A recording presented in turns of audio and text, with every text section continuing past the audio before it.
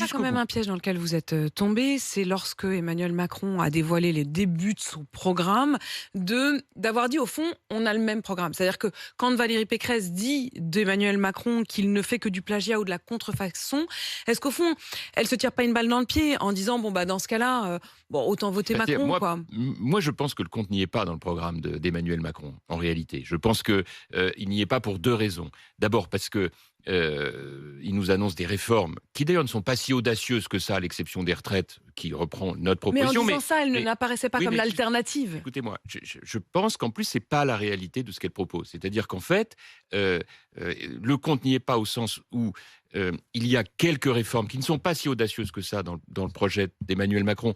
Et surtout, personne ne comprend pourquoi il les a pas faites dans le premier quinquennat, parce qu'avant les Gilets jaunes, il y avait quand même 2 ans qui auraient dû servir à ça.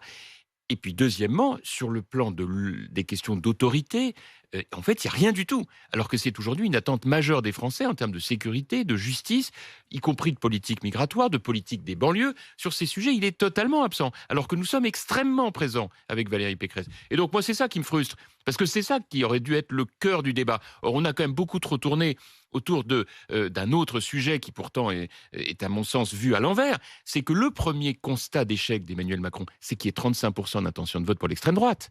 Ça prouve bien quelque part qu'il y a une équation manquante dans la manière dont Emmanuel Macron dirige ce pays. Et c'est là-dessus que doit porter le débat. Et c'est cette insuffisance. Or, on s'est beaucoup trop focalisé sur les dernières gesticulations de Zemmour, sur les ralliements ses ralliements, sur comment ça se passe entre Le Pen et Zemmour. La réalité, c'est que ces thématiques totalement caricaturales, qui sortent complètement de la capacité de donner des réponses Oui, mais concrètes. il apparaissait justement comme l'alternative. Vous n'avez pas réussi à prendre cette... Mais après, chacun il a sa part de responsabilité. Et puis, de toute façon, vous savez, moi, je connais tout ça par cœur. Je suis passé par tous les hauts et tous les bas, comme aurait dit Jacques Chirac en d'autres temps.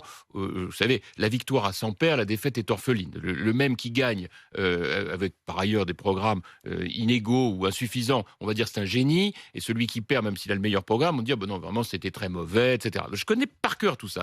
Finalement, le vrai sujet, c'est le fond. Nous avons 5 ans majeurs pour notre pays, et ces 5 années qui nous attendent, Vous parlez de frustration. comment va-t-on les construire? C'est ça qui est en jeu. Vous parlez